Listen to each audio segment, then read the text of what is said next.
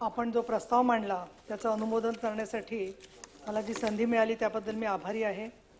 17 डिसेंबर 1946 रोजी भारताच्या घटना समितीसमोर डॉक्टर बाबासाहेब आंबेडकरांनी जे भाषण केलं होतं त्याच्यामध्येच त्यांनी 2 वाक्य म्हटलेली होती की अनुकूल काळ व परिस्थिती निर्माण केल्यास जगातील कोणतीही शक्ती या देशाला एक होण्यापासून परावृत्त करू शकणार नाही।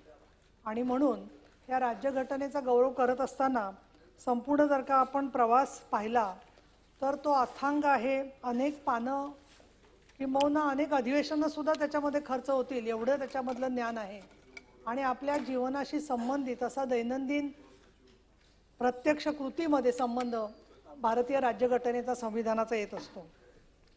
आपण या विधिमंडळामध्ये विशेषतः महाराष्ट्र राज्याच्या विधान परिषदेमध्ये संविधानाचा गौरव करू शकतोय आणि म्हणून आपण खरोखरच एका अत्युच्च अशा परंपरेचा गौरवशाली अशा इतिहासाचा भाग आहोत।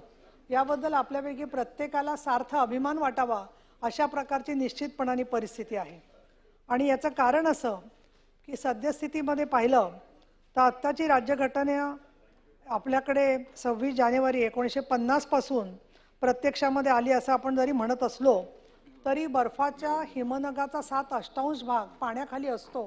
त्याप्रमाणे जवळजवळ 1777 सालापासून सातत्याने या देशावरती नियमावली कशी असावी, त्याच्यामध्ये काय बदल व्हावेत, ईस्ट इंडिया कंपनीचं वर्चस्व झुगारून देण्यासाठी भारतीय स्वातंत्र्य लढ्यामध्ये जे प्रयत्न झाले आणि त्याचबरोबर ब्रिटिश संसदेने देखील अनेक कायदे केले, त्याची बीजं रुजत रुजत हा मोठा वटवृक्ष राज्यघटनेच्या निमित्ताने तयार झालेला आहे। 1777 मध्ये पहिल्यांदा ईस्ट इंडिया कंपनीचं प्रभुत्व जे आहे ते वाढत चाललेलं दिसल्यावर ब्रिटिश संसदेने रेग्युलेटिंग ॲक्ट सुरू केला आणि त्यानुसार मुंबई, मद्रास आणि कलकत्ता या 3 सत्ता केंद्रांचं ठिकाणी कमिशनर्स गव्हर्नमेंट जनरल नेमले गव्हर्नमेंटचे गव्हर्नर करण्यासाठी आणि 4 सभासदांचं कार्यमंडळ केलं। तोपर्यंत ईस्ट इंडिया कंपनीचे जे अध्यक्ष होते त्यांचंच राज्य संपूर्णपणाने भारतावरती चाललेलं होतं। आणि ब्रिटिश गव्हर्नमेंटने त्यामध्ये 1813, 1833 आणि 1843 मध्ये ईस्ट इंडिया कंपनीला 3 वेळेला मुदत वाढवून दिली आणि शेवटी 1857ला जेव्हा पहिलं स्वातंत्र्य युद्ध झालं तेव्हा मात्र ब्रिटिश सरकारच्या लक्षात आलं की आपण या देशाला निमंत्रित करू शकत नाही आणि म्हणून ब्रिटिश संसदेने त्याचा ताबा स्वतःकडे सूत्र घेतली आणि सेक्रेटरी ऑफ स्टेट नेमून राणीचं आश्वासन राणीने दिले इंग्लंडच्या की धार्मिक बाबतीत आम्ही डवाडवळ करणार नाही। म्हणजे देशाला स्वातंत्र्य जरी मिळालं नसलं तरी धार्मिक स्वातंत्र्यावरती घाला घातला तर या देशावर राज्य करता येणार नाही याची खात्री ब्रिटिशांना त्या काळात सुद्धा होती। आणि त्यामुळे त्यांनी काउन्सिल ॲक्ट राज्यघटनेचा पहिला टप्पा जो आहे तर आज आपली लेजिस्लेटिव्ह काउन्सिलच नाव आहे आपल्या सभागृहाचं, तो जो टप्पा आहे 1861 मध्ये तो गाठला आणि 1892 मध्ये मध्यवर्ती काउन्सिल त्यांनी देशामध्ये तयार केलं आणि त्यात सदस्य संख्या वाढवण्यात आली आणि अंदाजपत्रकावर चर्चा, सार्वजनिक हिताचे प्रश्न याच्यावर चर्चा व्हायला लागली। माननीय मंत्री महोदय, 1895 मध्ये the constitution of India bill British संसदेमध्ये आणलं गेलं होतं आणि त्यावेळेला या 16 कलमांच्या संहितेमध्ये हा सगळा प्रवास होत होत शेवटी आपल्याला दिसतं की 1900 सालानंतर अनेक सुधारणा भारत देशाच्या कारभाराबद्दल करण्याचं काम झालं होतं आणि त्याला विरोधी स्वातंत्र्य चळवळीने जबरदस्त केला आणि त्यामध्ये 1927ला सायमन कमिशन, 1930ला पहिली गोलमेज परिषद, दुसरी 1931ला गोलमेज परिषद, तिसरी गोलमेज परिषद 1932ला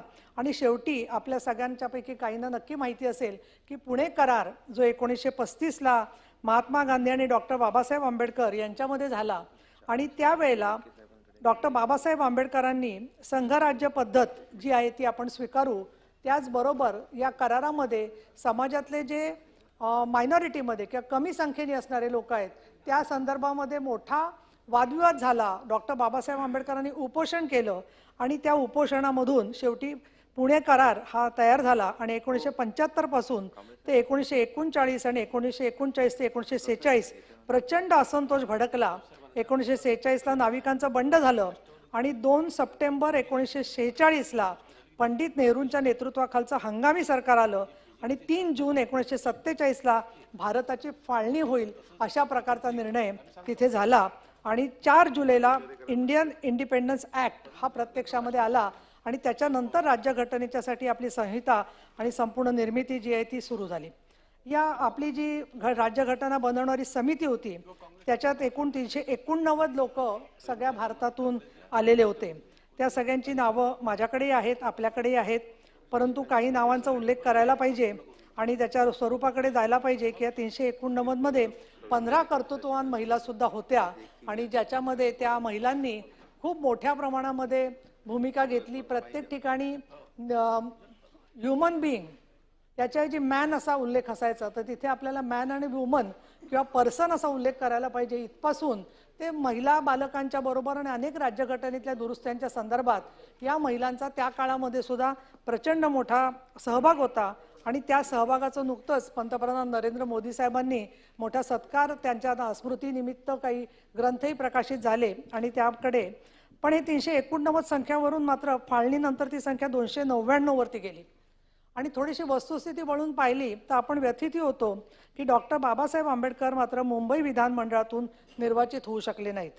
बंगाल विधानमंडळातून श्री जोगेंद्रनाथ मंडल आणि इतर अनुसूचित सदस्यांच्या पाठिंब्यावरती त्यांना प्रवेश मिळाला आणि घटना समितीच्या 17 अंतर्गत समित्या तयार झाल्या होत्या आणि त्याच्यामध्ये डॉक्टर राजेंद्र प्रसाद, कन्हैयालाल मुंशी, जी.व्ही. मावळणकर, जवाहरलाल नेहरू, वल्लभभाई पटेल तसंच वेगवेगळ्या केंद्रीय समित्यांच्यामध्ये डॉक्टर बाबासाहेब आंबेडकर यांच्यावर मसुदा समिती जी होती ते मसुदा समितीची जबाबदारी त्यांच्यावर होती आणि 14 ऑगस्ट 1947ला रात्री उशिरा घटना समितीची मीटिंग झाली आणि त्यामध्ये 17 डिसेंबर 1946च्या भाषणाचा मी उल्लेख केलेला आहे. आपण खरं तर सभागृहात वाचायचं नसतं, परंतु त्यामधली काही वर्णनं जी आहेत आणि विशेषतः घटना घडत असताना त्यामधलं जे वादविवाद सगळे अनेक झाले त्याच्याबद्दलचा एक उल्लेख आहे की काही सदस्यांनी डॉक्टर जयकारांच्या दुरुस्तीला कडाडून विरोध केला आणि या संदर्भामध्ये नवी गाडगीळ एक प्रत्यक्षदर्शी म्हणतात की डॉक्टर बाबासाहेब आंबेडकरांचे भाषण मुत्सद्याला शोभणारे होते. इतके कटुतेशिवाय आणि इतके प्रामाणिकपणे आव्हान देणारे होते की संपूर्ण सभागृह मतिगुंग झाल्याप्रमाणे ऐकत होते आणि प्रचंड उत्साहाने व सर्व सदस्यांनी त्यांच्या भाषणाचे स्वागत केले. आणि याचं महत्त्वाचं कारण मला असं दिसते ते भाषण वाचल्यावरती की त्यांनी द्वेष किंवा कटुता न ठेवता संपूर्ण देशाच्या एकात्मतेसाठी भूमिका मांडलेली होती. आणि इतकंच नव्हे तर ज्या वेळेला डॉक्टर भीमराव आंबेडकर जेव्हा उभे राहिले तेव्हा ते काँग्रेसचे कट्टर विरोधक, त्यांनी काँग्रेसच्या मतप्रणालींची व नेत्यांची अनेक वेळा त्यांच्यावर टीका केली होती. त्यामुळे सर्व सभासदांच्या नजरा त्यांच्या वक्त्यांकडे खेचल्या गेल्या होत्या. पण आंबेडकरांनी सर्व सभासदांवर आपली नजर एकदा फिरवली. प्रत्येक सभासदाला वाटले की डॉक्टर जयकारांच्या ठरावाला पाठिंबा देऊन जयकारांबरोबरच आंबेडकरी टीकेचे धनी होणार. परंतु त्यांनी बाबासाहेब आंबेडकरांनी जे भाषण केलं ते स्वतंत्रपणे भाषण केलं आणि त्यामध्ये मला आपल्याला सांगायला पाहिजे की त्याच्यात त्यांनी एक विशेष उल्लेख केलेला आहे की तो मला सांगायलाच पाहिजे की त्यांनी म्हटलं की आज जरी मुस्लिम लीग भारताच्या फाळणीसाठी प्रयत्नशील असला तरी एकसंध भारतच त्यांच्यासाठी हिताचा आहे असा विचार स्वतः मुस्लिम एक दिवस करायला लागतील हे सांगताना मला जराही संकोच वाटत नाही. आणि म्हणून मला असं वाटतं की संपूर्ण इतिहास जेवढा आपण समजून घेतो तेवढं आपल्या डोळ्यावरची अभ्र जी आहेत ती सुद्धा बाजूला झालेली दिसतात. या सगळ्यामध्ये आजच्या परिस्थितीकडे आपण आलो तर राज्यघटनेकडे जात असताना आज एक धर्माचा उल्लेख करते. एक हिंदू महिला म्हणून जे काय आम्हाला स्वातंत्र्य मिळालं, नागरिकत्व मिळालं, भारतीय महिला आम्ही झालो एका धर्माच्या फक्त महिला असण्यापेक्षा, हे अर्थातच डॉक्टर बाबासाहेब आंबेडकर आणि सगळ्या घटनाकारांचं श्रेय आहे. आणि त्यात मला उल्लेख करायला पाहिजे की मतदानाचा अधिकार अनेक देशांमध्ये स्वातंत्र्याबरोबर मिळालेला नव्हता, परंतु भारतामध्ये स्वातंत्र्याचा अधिकार प्राप्त होण्याच्या आधीच मतदानाचा अधिकार देखील स्त्रियांना मिळाला होता आणि त्याच्या स्वातंत्र्य लढ्यामधल्या स्त्रियांचं फार मोठं योगदान राहिलेलं आहे. त्याचबरोबर स्वातंत्र्याच्या चळवळीमध्ये अनेक स्त्रियांनी सशस्त्र क्रांतीमध्ये भाग घेतलेला होता, त्यांचा सुद्धा मोठा सहभाग यामध्ये राहिलेला आहे. आणि त्यात मला उल्लेख करायला हरकत नाही आहे की एक अधिवेशन झालं होतं मोठं आणि त्याच्यामध्ये लाऊडस्पीकर बंद पडला आणि त्याला पंडिता रमाबाई आणि रमाबाई रानडे या दोघीजणी त्या सभागृहात होत्या आणि त्यावेळेला त्या म्हणाल्या की भारतीय समाज आमच्यापर्यंत आमचा आवाजच ऐकत नाही आहे. पण आता हे सगळे स्पीकर चालू आहेत, त्यामुळे आमचा आवाज तुमच्यापर्यंत जातोय. त्यामुळे त्या काळातली परिस्थिती हळूहळू पालटत गेली आणि घटनेच्या 14वं कलम, 17वं कलम अस्पृश्यतेबाबतचं right to work, right with dignity, ही 14, 15 आणि 23वी कलमं ही जर का पाहिली तर महिलांना रोजगार, सन्मान, अधिकार, निर्णय प्रक्रियेत स्थान यात कुठलेही दुजाभाव याला सहन करायला लागू नये अशा प्रकारची भूमिका राज्यघटनेच्या मध्ये घेतलेली आहे. त्याच्यामध्ये जात, वंश, धर्म, श्रीमंत, गरीब या कुठल्याही बाबतीमध्ये वर्गवर्चस्व यामधून सुद्धा कोणालाही वगळता येणार नाही अशा प्रकारची राज्यघटनेने हमी दिलेली आहे.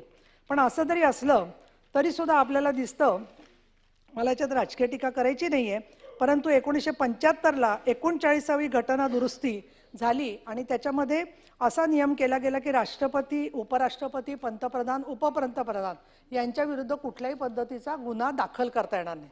म्हणजे आणीबाणीचा जो सगळा गाभा आहे तोच हा होता. आणि या उलट विचार स्वातंत्र्य, उच्चार स्वातंत्र्य, भाषण स्वातंत्र्य याचा कुठेही सरकारच्या विरुद्ध थोडं जरी संशय आला की 7 पेक्षा जास्त माणसं जातील तर त्यांना अटक होत होती. आमचे सहकारी त्या काळातले अनेक लोक अटक झाले की शेतकऱ्यांच्या मीटिंग घेत आहेत सावकारीच्या विरुद्ध म्हणून सुद्धा अटक होऊन 18 महिने लोक याच्यामध्ये राहिले, जेलमध्ये राहावं लागलं.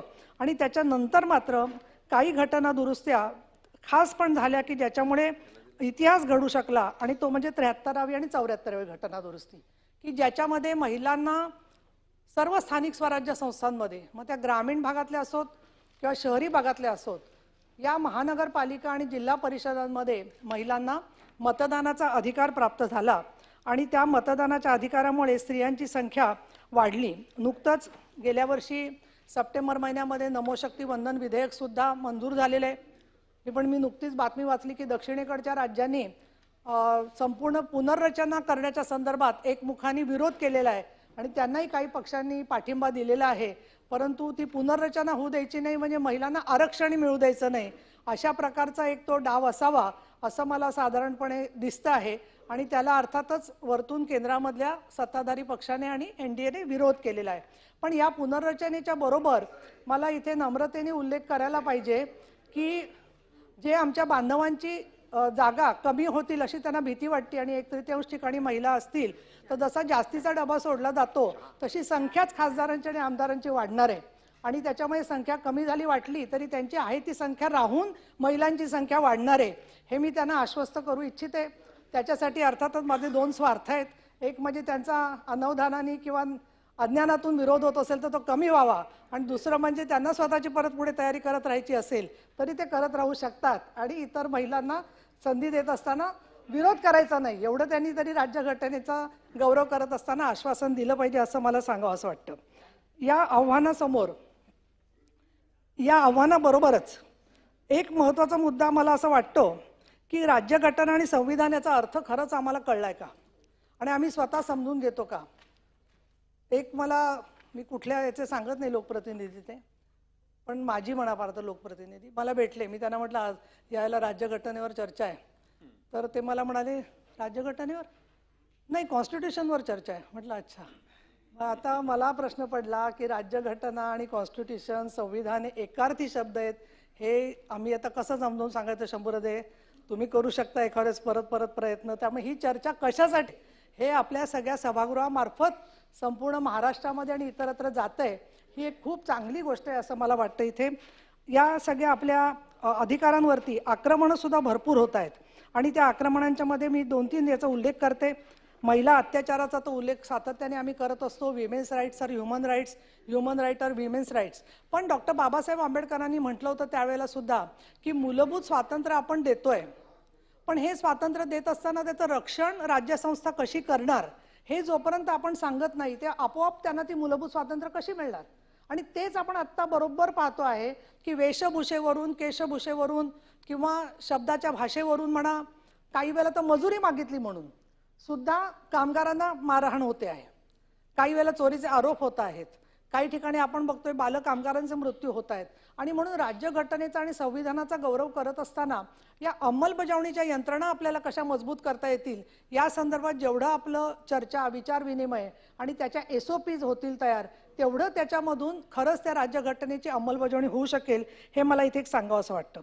दुसरं मी उदाहरण देईल. कुंपण शेत खायला लागलं तर काय? आपण बघतो काही घटना अशा येतात की वडीलच मुलीवरती अत्याचार करतात. तर नुकताच अलाहाबाद हायकोर्टाचा एक निर्णय आला, अत्यंत दुर्दैवी निर्णय आहे. त्यांची भाषा मी इथे बोलणं सुद्धा मला योग्य वाटत नाहीये, पण कशाला बलात्कार म्हणता येणार नाही असं त्यांनी जाहीरपणे ते सांगतात आणि तसा निर्णय देतात आणि त्या मुलीला फक्त पॉक्सो लावतात आणि पॉक्सोचं संरक्षण देतात आणि आरोपींना 376 मधून सोडून देतात. मग आम्ही सर्वोच्च न्यायालयाकडे परत दाद मागितलेली आहे की या संदर्भामध्ये सरकारने सुमोटो सुप्रीम कोर्टाने दखल घ्यावी. पण इथे मुद्दाम उल्लेख करायला पाहिजे की सर्वोच्च न्यायालयाच्या बद्दल निदान महिला प्रश्नावर आणि अनेक प्रश्नावर मी असं म्हणेन की खरोखर स्वातंत्र्य देवतेने कुणाला आशीर्वाद दिला असेल तो नक्की आणि नक्कीच समाजातल्या अनेक घटकांना दिलेला आहे ज्याच्यामध्ये महिला आहेत. सेक्शुअल हॅरेसमेंट ॲट वर्कप्लेसचा असेल, हिंदू सक्सेशन ॲक्ट असेल, त्याचबरोबर वेगवेगळ्या पोटगीविषयक कायदे झालेले असतील, या अनेक कायद्यांच्या मध्ये सर्वोच्च न्यायालयाने खूप सकारात्मक आणि पुरोगामी निर्णय दिलेले आहेत ज्याच्यामुळे अनेक स्त्रियांना त्याच्यामधून दिलासा मिळालेला आहे. इतकंच नव्हे तर एक म्हणजे आम्ही ज्याला 1984 साली शहाबानोचं संदर्भामध्ये जेव्हा पोटगीची तरतूद सुरुवातीला झाली आणि नंतर परत सरकारने माघारी गेले आणि शहाबानोची पोटगीची तरतूद फेटाळली, तेव्हा तर आम्हाला वाटलं होतं की आमच्या आयुष्यामध्ये कधीही तलाक पीडित महिलांना न्याय मिळणार नाही. परंतु सर्वोच्च न्यायालय आणि उच्च न्यायालयांनी त्याच्याबद्दलची भूमिका घेतली आणि भूमिका घेऊन कायदेशीर मार्गाने आज पोटगीच्या संदर्भात किंवा बहुपत्नीकत्वाच्या संदर्भामध्ये सुद्धा त्यामध्ये त्यांना काही प्रमाणात तरी संरक्षण मिळायला लागलेलं आहे. आणि म्हणूनच आमच्यासारख्या अनेक जणांच्या आशा पल्लवित झालेल्या आहेत. कारण यावेळच्या लोकसभा निवडणुकीच्या अगोदर सन्माननीय पंतप्रधान नरेंद्र मोदी आणि अमितजी शहा यांनी स्पष्ट केलं, महाराष्ट्रामध्ये सुद्धा देवेंद्रजी फडणवीस आणि एकनाथजी शिंदे यांनी स्पष्ट केलं होतं की समान नागरी कायद्याच्या दृष्टीने आपला प्रवास सुरू होणार आहे. 44व्या कलमामध्ये घटनेच्या त्यांनी स्पष्ट एक म्हटलेलं आहे की समान नागरी कायदा म्हणजे एका धर्माचा कायदा दुसऱ्यावर लादायचा असं नाही, पण समान नागरी कायदा याचा अर्थ समान अधिकार नक्कीच आहे आणि म्हणून सरकारने याच्या धोरणात्मक निर्णय करावा. राज्यघटनेने समान नागरी कायद्याबद्दलचा सर्व दरवाजे कायम बंद केलेले नाहीत. उलट जी प्रगत म्हणता येतील अशी स्वित्झर्लंड सारखी राष्ट्र आहेत त्यांच्याकडचं आम्ही जेव्हा कार्यपद्धती पाहिली तर त्यांनी असं केलं की तिथेही ख्रिश्चन, ज्यू, मुस्लिम, हिंदू असे सर्व घटक होते. त्यांनी प्रत्येक घटकाला विचारलं की तुमच्या धर्माच्या नुसार कुठला कायदा महिलांना न्याय देणारा तुम्हाला वाटतोय, मग तो डिव्होर्सचा असेल, मेंटेनन्सचा असेल, मुलांच्या दत्तक विधानाचा असेल किंवा घटस्फोटाचा असेल, तर तुम्हाला जो जो कायदा प्रागतिक वाटतोय तो तुम्ही एकत्र करा आणि एका कमिशनकडे करून त्यातले सगळ्यात जास्त प्रागतिक कायदे सगळ्यांना लागू होतील अशा पद्धतीने त्यांनी कॉमन सिव्हिल कोड केलेले आहे. त्यामुळे कॉमन सिव्हिल कोड म्हणजे बहुसंख्याकाचं अल्पसंख्याकावरती आक्रमण असा जो एक गैरसमज होतोय त्याच्याआधी जेंडर इक्वॅलिटी, स्त्री पुरुष समानतेच्या भूमिकेतून समान नागरी कायदा ह्याचं पुढचं पाऊल आपल्याला घटनेच्या दृष्टिकोनातून खूप महत्त्वाचं आहे असं मला वाटतं. मला खूप अजून तपशिलामध्ये जायचं नाहीये पण तरी मुद्दाम उल्लेख करायला पाहिजे तो म्हणजे जेव्हा मिडल ईस्टमधले आणि जिथे मुस्लिम धर्माचे शासक असतात त्या ठिकाणचं ज्यावेळेला मी महिलांशी बोलते तर त्यातल्या अनेक महिलांनी सांगितलं की तिथे एकपत्नीत्वाचा कायदा झालेला आहे, पोटगी मिळते, त्याच्यानंतर मुलांच्या याच्या चरितार्थाची जबाबदारी जी आहे ती पतीला घ्यावीच लागते.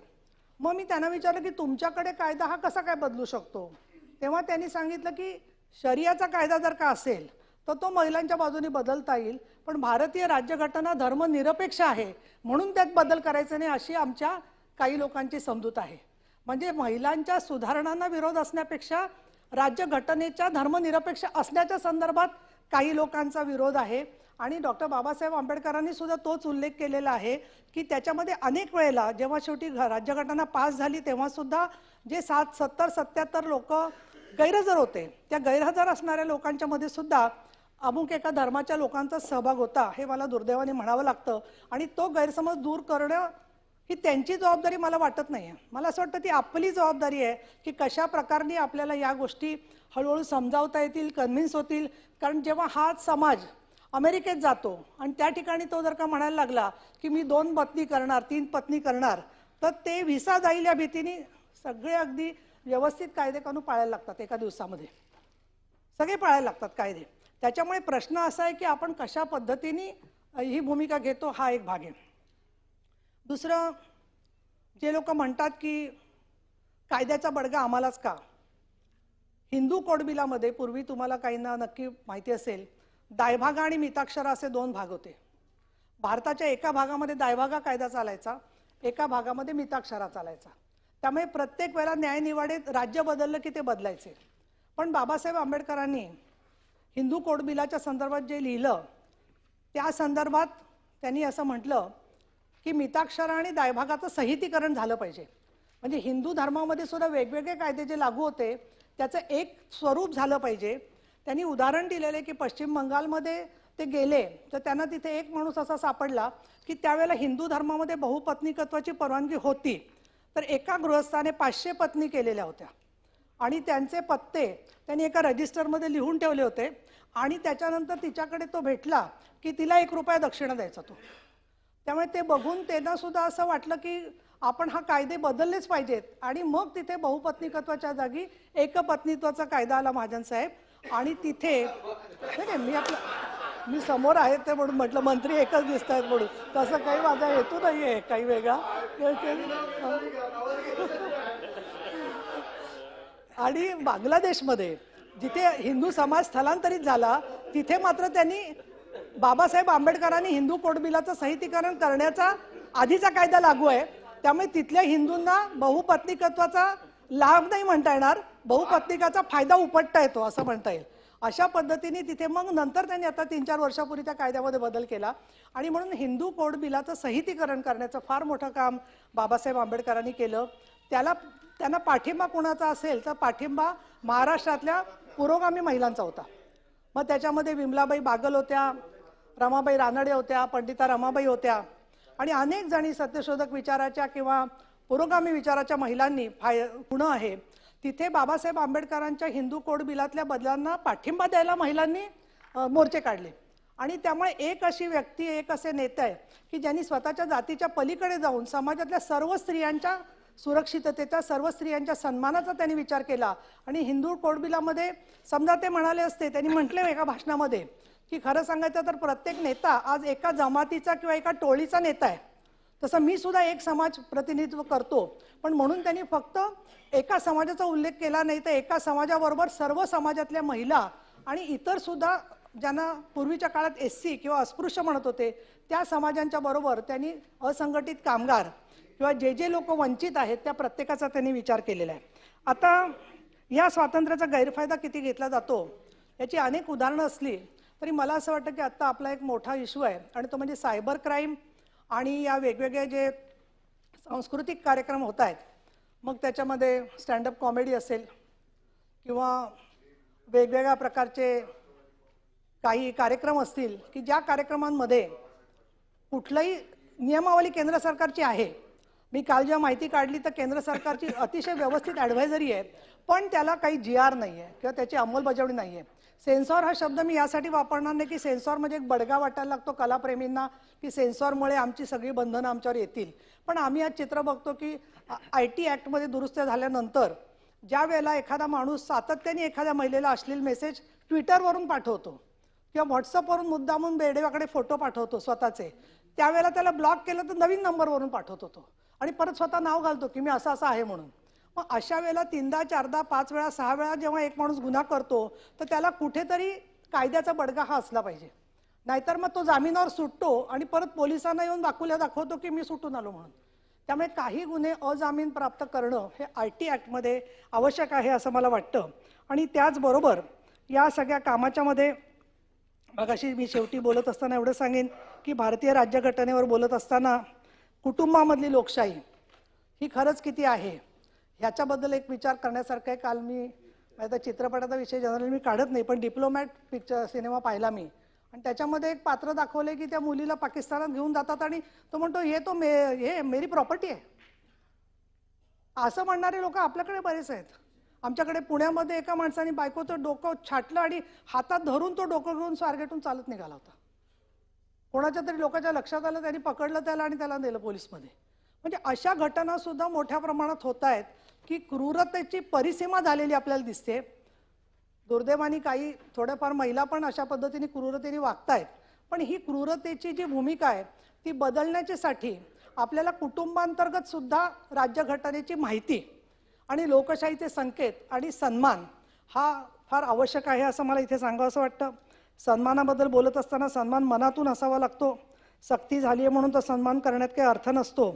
आणि इथे मला सांगावंसं वाटतं की एखाद्या ठिकाणी जर का कुठे वेगवेगळ्या प्रकारची माणसं असतील तर तिथे असं सुद्धा आपल्याला दिसून येतं की त्या सन्मानाच्या बरोबर कुठे ना कुठे त्याच्यामध्ये त्या माणसाची मजबुरी सुद्धा झालेली दिसून येते की तो गतानुगतिक विषयांनाच चिकटून राहिलेला असतो. संत तुकारामांचा एक अभंग आहे, माकडे मुठीसी धरली फुटाणे. माकडे मुठीसी धरले फुटाणे, गुंतले ते नेणे हात तिथे. मडक्यामध्ये हात घातला फुटाणे आहेत म्हणून, आणि नंतर ते फुटाणे काढता काढता स्वतःचाच हात अडकला तर फुटाणे पण खाता येईनात आणि मडक्यातून हात पण निघेना.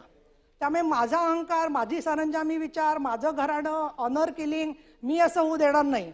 असं होईपर्यंत स्वतः आपण कसे अडकलोय याचा सुद्धा विचार होत नाही. काय तो तयाचा लेखावा अन्याय, हित नेणे काय आपुले ते. आणि शुके नळकेशी गोविलेले पाय, विसरून जाय पक्षी दोन्ही. पोपट नळीवर बसलेला आहे, त्याला असं वाटतं नळी उलटी झाली तर तो उलटा लटकत राहतो. सगळ्या जगाला दिसतंय की हा चुकीचं वागतोय, पण तो म्हणतो की मी उलटा असलो तरी मी लटकलेलो आहे ना माझ्या अधिकाराला. तसं काही लोक स्वतःच्या अधिकाराचा दुरुपयोग करतात. तुका म्हणे एक ऐसे